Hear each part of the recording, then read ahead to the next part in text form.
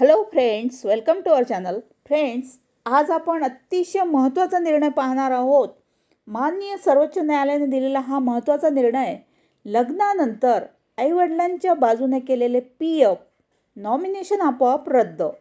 पत्नीलाही त्यामध्ये समान वाटा मिळणार आहे. तर पाहूया माननीय सर्वोच्च न्यायालयाचा महत्त्वाचा निर्णय. तर प्रॉव्हिडंट फंडाच्या नॉमिनेशनबाबत एक महत्त्वाचा निकाल दिला आहे.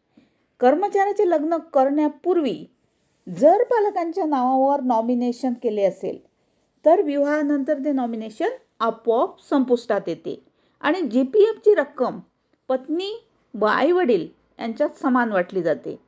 आता पालकांना अधिक रक्कम देता येणार नाही असेही माननीय कोर्टाने स्पष्ट केले आहे. तसेच मान्य न्यायमूर्तींच्या खंडपीठाने हा निर्णय दिला. खंडपीठाने मुंबई उच्च न्यायालयाचा निर्णय रद्द करत सेंट्रल ॲडमिनिस्ट्रेटिव्ह ट्रिब्युनल कॅटचा निर्णय कायम ठेवला. खंडपीठाने स्पष्ट केले की एकदा कर्मचाऱ्याचा विवाह झाल्यावर म्हणजेच कुटुंब तयार झाल्यावर पूर्वी केलेले नॉमिनेशन आपोआप अवैध ठरते.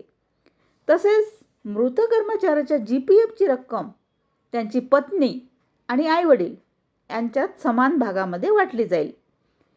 कोर्टाने जी केस आहे त्या केसचं नाव आहे सरबती देवी विरुद्ध उषा देवी. या जुन्या निकालाचा हवाला देत स्पष्ट केले की केवळ नॉमिनेशनमुळे आई किंवा वडिलांना कायदेशीर वारस असलेल्या पत्नीपेक्षा अधिक रकमेवर प्राधान्याचा दावा करता येणार नाही. तसेच पत्नीची याचिका न्यायालयाने स्वीकारली. मान्य खंडपीठाने हे स्पष्ट केले की कर्मचाऱ्याच्या कुटुंबाची स्थापना झाल्यानंतर त्याच्या आईच्या बाजूने केलेले नॉमिनेशन संपुष्टात आले.